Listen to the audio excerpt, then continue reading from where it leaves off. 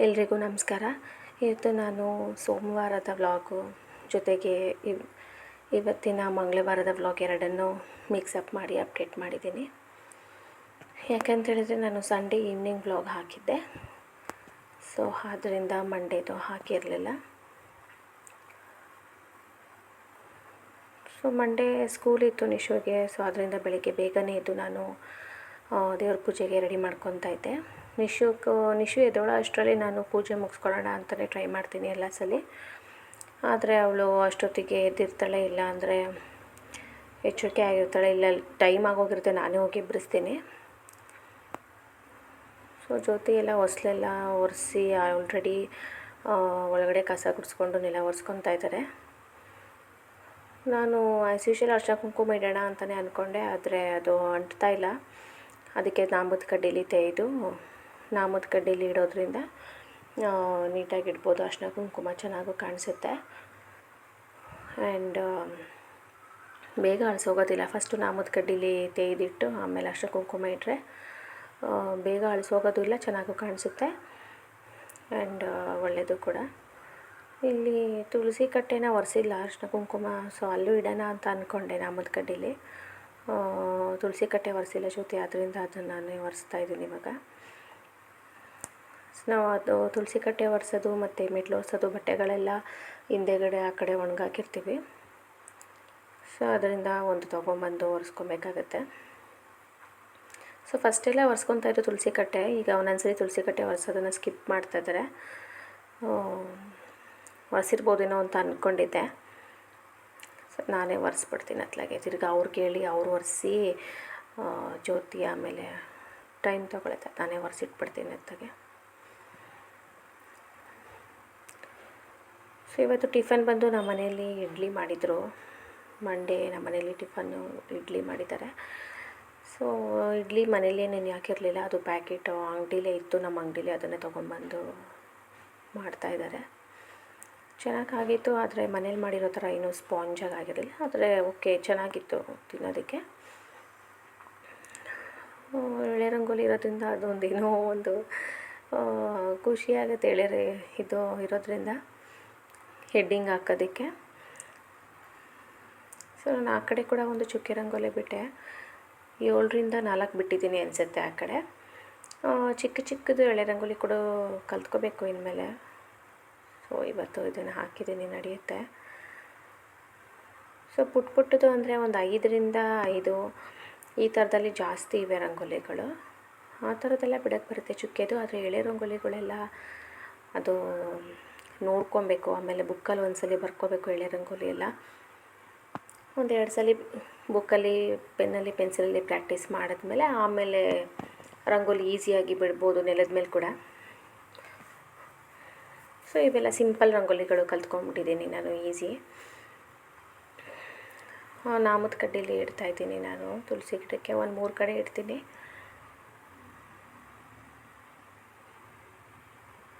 ನೋಡಿ ಹೀಗೆ ತೆಗೆದ್ಬಿಟ್ಟು ಒಂದು 3 ಕಡೆ ಇಟ್ಟು ಆಮೇಲೆ ಅದರ ಮೇಲೆ ಅರಿಶಿನ ಕುಂಕುಮ ಇಟ್ಟರೆ ಅದು ಇನ್ನು ನೆಕ್ಸ್ಟ್ ವಾರ ನಾವು ಯಾವಾಗ ಮಾಡ್ತೀವಿ, ಸ್ಯಾಟರ್ಡೆ ತನಕನೂ ಹಾಗೆ ಇರುತ್ತೆ, ಹೋಗೋದಿಲ್ಲ. ಬಟ್ ಅಲ್ಲಿ ತನಕ ಹಾಗೆ ಬಿಡೋದಿಲ್ಲ, ದಿನ ಒರೆಸ್ಕೊಂಡು ದಿನ ಅರಿಶಿನ ಕುಂಕುಮ ಇಡೋದೆ. ಟ್ಯೂಸ್ಡೇ ಸ್ಯಾಟರ್ಡೆ ಮಾತ್ರ ನಾಮದ ಕಡ್ಡಿ ತೆಗೆದು ಇಡೋ ಅಂಥದ್ದು. ಈ ರೀತಿಯಾಗಿಟ್ಟರೆ ತುಂಬಾ ಚೆನ್ನಾಗಿ ಕಾಣಿಸುತ್ತೆ. ನಾನಿವಾಗ ಈ ಕಡೆ ರಂಗೋಲಿ ಬಿಡ್ತಾಯಿದ್ದೀನಿ ಬಾಗಿಲಿಗೆ. ನೋಡಿ ಬಾಗಿಲಿಗೆ ಇಟ್ಟಿದ್ದೀನಿ, ನಾಮದ ಕಡ್ಡಿಲಿ ತೆಗೆದು ಅರಿಶಿನ ಕುಂಕುಮ ಇಟ್ಟಾಗಿದೆ. ಇವಾಗ ಇಲ್ಲಿ ಹೆಡ್ಡಿಂಗ್ ಬಿಡ್ತಾಯಿದ್ದೀನಿ ನಾನು. ಅದು ಏನಕ್ಕೆ ಈ ಥರ ಬಂತು ಅಂದರೆ 4 ಲೈನ್ಸ್ ಬರಬೇಕು, ಅದು ಆ್ಯಕ್ಚುಲಿ ಹೇಳಬೇಕು ಅಂತ ಹೇಳಿದ್ರೆ ಅದೇ 2 ಲೈನ್ಸ್ ಬಂದಿದೆ. ಆಮೇಲೆ ನೋಡಿದ್ರೆ ಅಲ್ಲಿ ಬ್ಲಾಕ್ ಆಗಿಬಿಟ್ಟಿದೆ, 2 ಹೋಲ್ಸ್ ಬ್ಲಾಕ್ ಆಗಿತ್ತು ಅಲ್ಲಿ ರಂಗೋಲಿ ಬಿಡ್ತೀವಲ್ಲ ಅದರಲ್ಲಿ, ಆ ಶೀಟಲ್ಲಿ. ಆಮೇಲೆ ಅದನ್ನು ಸರಿ ಮಾಡಿದೆ, ನೆಕ್ಸ್ಟ್ ಡೇ ನೀಟಾಗಿ ಬಿಡ್ಬೋದು ಅಂಥೇಳಿ ಸರಿ ಮಾಡಿದೆ. ತಿರ್ಗಾ ಏನೂ ಅಳ್ಸೋಕ್ಕೆ ಹೋಗಿಲ್ಲ ಅದನ್ನು, ಸುಮ್ಮನೆ ತಿರ್ಗಾ ಒರೆಸಿ ತಿರ್ಗಾ ಗಲೀಜಾಗುತ್ತೆ ಅಂತ ಏನೂ ಅಳ್ಸೋಕ್ಕೆ ಹೋಗಿಲ್ಲ. ಸೊ ಹಾಗೆ ಬಿಡ್ತಾಯಿದ್ದೀನಿ. ಈಗ ಹೇಳಿದ್ನಲ್ಲ ಒಂದು ಚಿಕ್ಕ ರಂಗೋಲಿ 7ರಿಂದ 4 ಅದನ್ನು ಬಿಡ್ತಾಯಿದ್ದೀನಿ ಇಲ್ಲಿ ಬಾಗಿಲ ಹತ್ರ. ಸೊ ಚಿಕ್ಕ ಚಿಕ್ಕ ರಂಗೋಲಿ ಎಲ್ಲ ಅವಾಗ ನಾನು ಕಲ್ತ್ಕೊಂಡಿದ್ದು. ಅಂದರೆ ತುಂಬ ಚಿಕ್ಕವಳಾಗಿದ್ದಾಗಲೇ ನಮ್ಮ ಬುಕ್ಸಲ್ಲೆಲ್ಲ ನಮ್ಮ ಸಿಸ್ಟರ್ ಯೂಶಲಿ ಬಿಟ್ಟಿರ್ತಾಯಿದ್ರು. ಅವರು ಹಬ್ಬದ ಟೈಮ್ಗಳಲ್ಲೆಲ್ಲ ಕಲರ್ ಹಾಕಿ ದೊಡ್ಡ ದೊಡ್ಡ ರಂಗೋಲಿಗಳೇ ಬಿಡ್ತಾಯಿದ್ರು. ಸೊ ಅವಾಗ ನಾನು 1, 2, 3 ಆಮೇಲೆ ನಾನು ಬುಕ್ಕಲ್ಲಿ ಬಿಡೋದು, ಬಾಗಿಲಿಗೆ ಬಿಡೋದೆಲ್ಲ ಕಲ್ತ್ಕೊಂಡೆ. ಸೊ ರಾಕೇಶ್ ಅವ್ರ ಅಂಗಡಿಗೆ ಹೋಗ್ತಾಯಿದ್ದಾರೆ. ಮೋಸ್ಟ್ ಪ್ರಾಬಬ್ಲಿ ಟಿಫನ್ ಕೊಡೋದಕ್ಕೆ ಇರಬೇಕು. ಅವ್ರ ತಾತಂಗೆ ಟಿಫನ್ ಕೊಡೋದಕ್ಕೆ ಹೋಗ್ತಾಯಿದ್ದಾರೆ ಅಂಗಡಿಗೆ. ಸೊ ಯಾರೋ ಹುಡುಗರು ಇನ್ನೂ ಬಂದಿಲ್ಲ, ಏನೋ ಗೊತ್ತಿಲ್ಲ, ಎಲ್ಲ ಇಬ್ಬರು ಬ್ಯುಸಿಯಾಗಿದ್ದಾರೆ ಅನಿಸುತ್ತೆ. ಡೈಲಿ ಟಿಫನ್ ಕೊಟ್ಟು ಬರೋದಕ್ಕೆ ಅವ್ರ ತಾತಂಗೆ ಇಬ್ಬರು ಹುಡುಗರು ಹೋಗ್ತಾರೆ. ಒಂದೊಂದ್ಸಲಿ ನಿಶು ಒಬ್ಬಳು ಹೋಗ್ತಾಳೆ, ಒಂದೊಂದ್ಸಲಿ ಯಾಮರ್ಸ್ಬಿಟ್ಟು ಇವ್ರು ಒಬ್ಬರೇ ಹೋಗಿ ಬರ್ತಾರೆ. ಯಾಕಂದರೆ ಸ್ಕೂಲಿಗೆ ಬಿಡೋದಕ್ಕೆ ನಿಶ್ವಿಕಂಗೆ ನಾನು, ರಾಕೇಶು ಮತ್ತು ಅಭಿ ಅಂತ ಎಲ್ಲರೂ ಹೋಗಿ ಬಿಟ್ಟು ಬರ್ತೀವಿ. ಇಲ್ಲೇ ನಮ್ಮ ಮನೆ ಹತ್ರನೇ ಇರೋದು. ಸೊ ಅಲ್ಲಿ ಹೋಗಿ ಬಿಟ್ಟು ಬರ್ತೀವಿ. ಆಮೇಲೆ ಬರಬೇಕಾದ್ರೆ ನಾನು ಕರ್ಕೊಂಬರ್ತೀನಿ ಅವಳಿಗೆ. ಆದರೆ ಅವ್ಳು ನಡೆಯಲ್ಲ, ಸ್ವಲ್ಪ ಕಾಲು ನೋವು ಅಂತಾಳೆ. ಸೊ ಈಗೀಗ ನಾನು ಕೂಡ ಕಾರ್ ಕಲ್ತ್ಕೊಂಡು ಅದರಲ್ಲಿ ಹೋಗ್ಬಿಟ್ಟು ಬರ್ತಾಯಿದ್ದೀನಿ ಅವಳನ್ನು. ಒಂದಿನ ಫುಲ್ಲು ರಗಳೆ ಮಾಡಿಬಿಟ್ಲು, ಕಾಲು ನೋವು, ನನಗೆ ನಾನು ನಡೆಯೋದೇ ಇಲ್ಲ ಅಂತ ಅಳ್ತಾಯಿದ್ಲು. ಸೊ ಅದರಿಂದ ನಾನು ಕೂಡ ಒಂದೊಂದ್ಸಲಿ ಅಟ್ಲೀಸ್ಟ್ ವೀಕಲ್ಲಿ ಒಂದು ಫ್ರೈಡೇ ತನಕ ಇರುತ್ತೆ school, Monday to Friday, Saturday Sunday ರಜಾ ಅವಳಿಗೆ. ಸೊ ಫ್ರೈಡೇ ತನಕ ಇರೋದ್ರಿಂದ ಒಂದು 3 days 4 days ಆದರೂ ನಾನು ಕಾರಲ್ಲಿ ಕರ್ಕೊಂಡೋಗ್ಬಿಟ್ಟು ಬರ್ತೀನಿ ಅವಳನ್ನ ಸ್ಕೂಲಿಗೆ. ಸೊ ನನಗೂ ಕಲ್ತ್ಕೊಂಡಂಗೂ ಆಗುತ್ತೆ. ಅವಳು ಕೂಡ ನಡೆಯೋಕ್ಕೆ ಹಠ ಕೂಡ ಮಾಡೋದಿಲ್ಲ, ಆರಾಮಾಗಿ ಕೂತ್ಕೊಂಡ್ಬರ್ತಾಳೆ. ಸಾವಂತಿಗೆ ವೈದ್ಯದಿಂದ ಅದನ್ನೇ ಹೇಳ್ತಾಯಿದ್ದೀನಿ. ಸೊ ಹೂವು ತರಿಸ್ಬೇಕು, ನಾನು ಇವತ್ತು ಜ್ಞಾಪನಿಸ್ಕೊಂಡು ಹೇಳಬೇಕು ಹೂವು ತಗೊಂಬ ಅಂತ ಹೇಳಿ. ಸೊ ಮರ್ತು ಬಿಟ್ಟಿದ್ದೀನಿ. ಸೊ ಟಿಫನ್ಗೆ ಇಡ್ಲಿ ಆಗಿರೋದ್ರಿಂದ ಇವಾಗ ಅದನ್ನೇ ಹಾಕ್ಬಿಟ್ಟು ಕಳಿಸೋದು ನಿಶುಗೆ, ಸ್ವಲ್ಪ ತುಪ್ಪ ಹಾಕಿಬಿಟ್ಟು. ಸೊ ಅವಳಿಗೆ ಒಂದು ಟೈಮ್ ಟೇಬಲ್ ಇದೆ, ನಿಶ್ವಿಕಂಗೆ ಟಿಫನ್ಗೆ ಏನೇನು ಹಾಕಬೇಕು ಅಂತ ಹೇಳಿ. ಇವಾಗೆಲ್ಲ ಟೈಮ್ ಟೇಬಲ್ ಪ್ರಕಾರನೇ ಮಾಡ್ತಾಯಿದ್ದೀನಿ. ಯಾಕಂತೇಳಿದ್ರೆ ನಾನು ಯೂಶ್ವಲಿ ಅವಳು ತಿನ್ಕೊಂಡೇ ಬರೋದಿಲ್ಲ, ಇನ್ನೇನಕ್ಕೆ ಮನೇಲಿ ಏನು ಮಾಡಿದೀವೋ ಅದನ್ನೇ ಹಾಕಿ ಕಳಿಸಿರಾಯ್ತು, ಅಥವಾ ಆ್ಯಪಲ್ಸ್ ಹಾಕಿ ಕಳಿಸ್ಬಿಡ್ತಾಯಿದ್ದೆ ನಾನು ಬಾಕ್ಸಿಗೆ ಅವಳಿಗೆ. ಆದರೆ ರಜೆ ಇಲ್ಲ, ಬೇಡ, ಅದನ್ನು ಅವ್ರು ಏನು ಕೊಟ್ಟಿದ್ದ ಟೈಮ್ ಟೇಬಲ್ ಅದನ್ನೇ ಹಾಕಿ ಕಳಿಸು ಅಂತ. ಸೊ ನಾನು ನೆಕ್ಸ್ಟ್ ಡೇ ಟ್ಯೂಸ್ಡೇ ಏನು ಮಾಡಿದೆ, ಚಪಾತಿ ಮನೆಯಲ್ಲಿ ಫ್ರೈಡ್ ರೈಸ್ ಮಾಡಿದ್ರು, ಬಟ್ ಆದರೆ ಅವಳಿಗೆ ನಾನು ಚಪಾತಿ ಹಾಕ್ಬಿಟ್ಟು ಕಳಿಸ್ದೆ ಸ್ಕೂಲ್ಗೆ.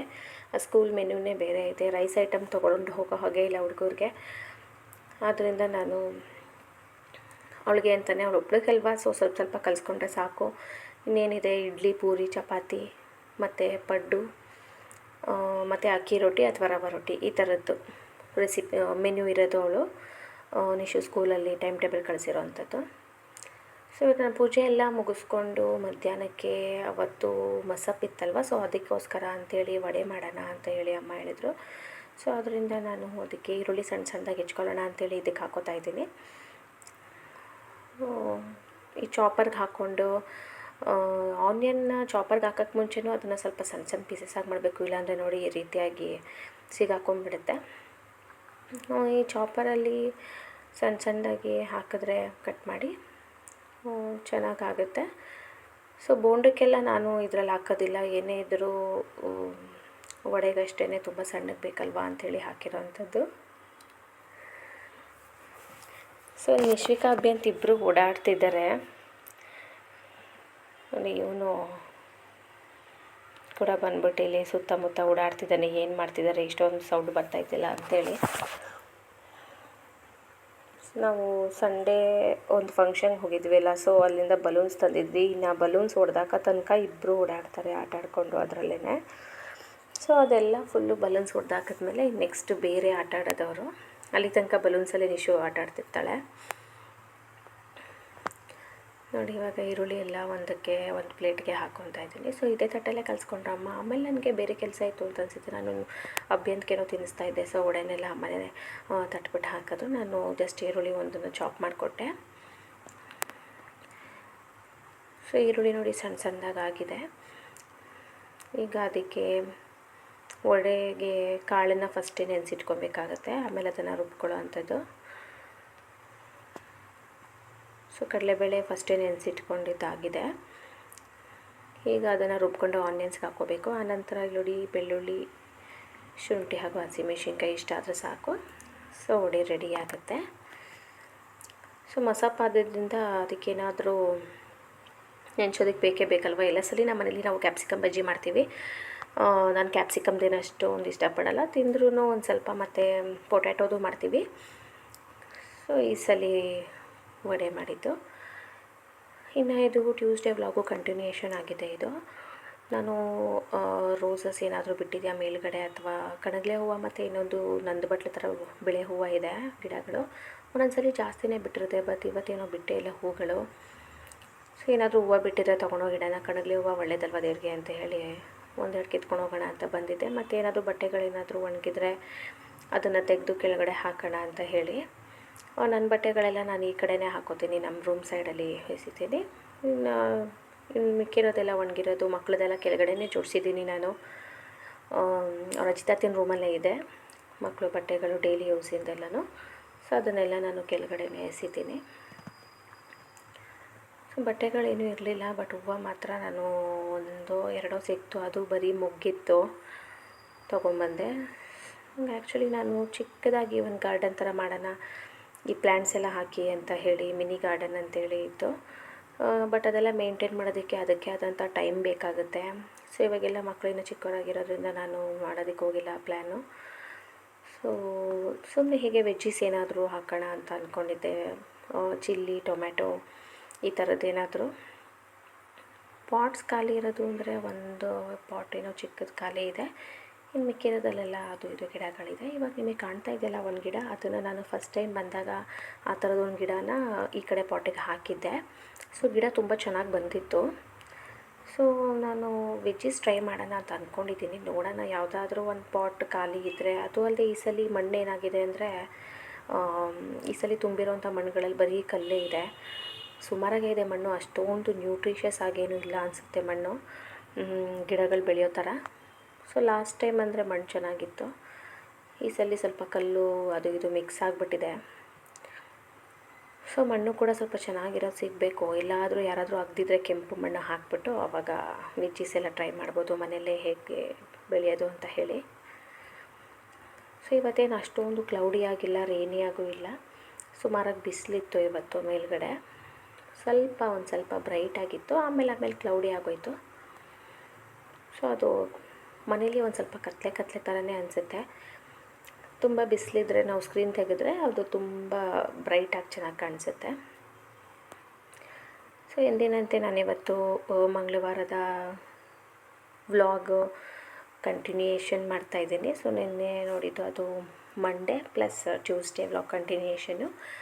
ಇದು ಟ್ಯೂಸ್ಡೇದು ಪೂಜೆದು ನಾನು ಹಾಕಿದ್ದೀನಿ. ಸೊ ಪೂಜೆ ಮಾಡ್ತಾ ಇರೋದು ದೇವರಿಗೆ.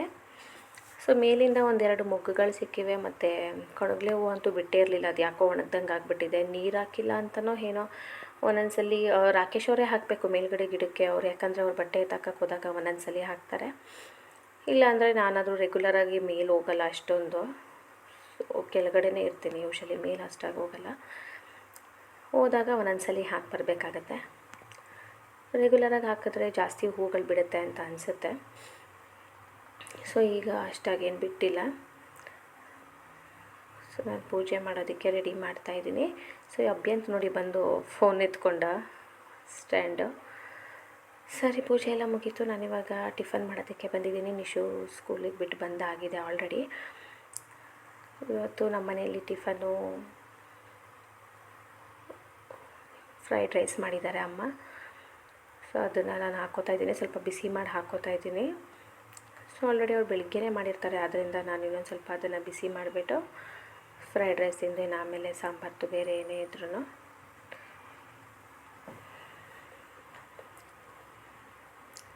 ಸೊ ಯಾರೆಲ್ಲ ನನ್ನ ಚಾನಲ್ನ ಫಸ್ಟ್ ಟೈಮ್ ನೋಡ್ತಾ ಇದ್ದೀರಾ, ಎಲ್ಲರೂ ಕೂಡ ಒಂದು ಲೈಕ್ ಮಾಡಿ ಹಾಗೂ ಸಬ್ಸ್ಕ್ರೈಬ್ ಮಾಡಿ. ಸಬ್ಸ್ಕ್ರೈಬ್ ಮಾಡೋದನ್ನು ಮರಿಬೇಡಿ.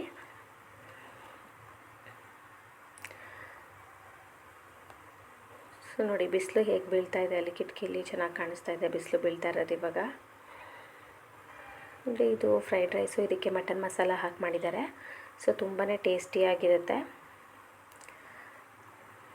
ಸೊ ನಾನು ಫ್ರೈಡ್ ರೈಸ್ನ ಹಾಕ್ಕೊಂಡು ಟಿಫನ್ ಸ್ಟಾರ್ಟ್ ಮಾಡ್ತೀನಿ. ಸೊ ಬಿಸಿ ಮಾಡಿಕೊಂಡ್ರೆ ಇನ್ನೂ ತುಂಬ ಚೆನ್ನಾಗಿರುತ್ತೆ. ಬಿಸಿ ಇಲ್ಲ ಅಂದರೂ ಕೂಡ ಚೆನ್ನಾಗಿರುತ್ತೆ, ಆದರೆ ಬೆಳಿಗ್ಗೆ ಆಗಿರೋದ್ರಿಂದ ಒಂದು ಸ್ವಲ್ಪ ಬೆಚ್ಚಗೆ ಬಿಸಿ ಮಾಡಿಕೊಂಡ್ರೆ ಬೇಗ ಆಗುತ್ತೆ ಅಂತೇಳಿ ತಿಂತಾಯಿದ್ದೀನಿ. ಸೊ ಅಭ್ಯಂತಿನೂ ಬಂದಿಲ್ಲ ಡಿಸ್ಟರ್ಬ್ ಮಾಡೋದಕ್ಕೆ ಬ್ಲಾಗಿಗೆ. ಟಿ ವಿ ನೋಡ್ತಾ ಇದ್ದಾನೆ ಅವ್ರ ಅಜ್ಜಿ ಜೊತೆ. ಅವರು ನಾನು ಅಮ್ಮ ಇಬ್ಬರು ಒಟ್ಟಿಗೆ ಊಟ ಮಾಡೋದು. ಸೊ ಅಮ್ಮ ಹಾಲಲ್ಲಿ ಟಿ ವಿ ನೋಡಿಕೊಂಡು ಟಿಫನ್ ಸ್ಟಾರ್ಟ್ ಮಾಡಿದ್ದಾರೆ. ಸೊ ನಾನು ಇವಾಗ ಹೋಗಿ ಜಾಯ್ನ್ ಆಗ್ತೀನಿ. ಟಿಫನ್ನು ಲಂಚು ಎಲ್ಲ ಒಟ್ಟಿಗೆ ಊಟ ಮಾಡೋದು ನಾನು ಅಮ್ಮ. ಅವ್ರದ್ದೆಲ್ಲ ಬೇಗ ಆಗ್ಬಿಡುತ್ತೆ. ರಾಕೇಶ್ ಎಲ್ಲ ವೆಯ್ಟ್ ಮಾಡೋದಿಲ್ಲ. ಟಿಫನ್ನು ಊಟ ಎಲ್ಲ ಬೇಗನೆ ಅವ್ರದ್ದು.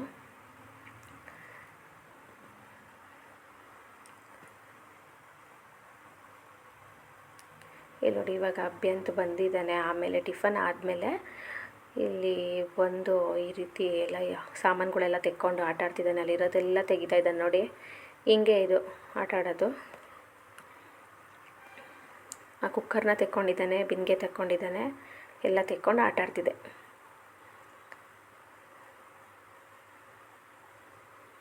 ಇವಾಗ ಇದನ್ನ ಎತ್ಕೊಂಡು ಹಾಲಲ್ಲಿ ಇಟ್ಕೊಂಡು ಆಟ ಆಡೋಣ ಅಂತ ತೊಗೋತಾ ಇದ್ದಾನೆ.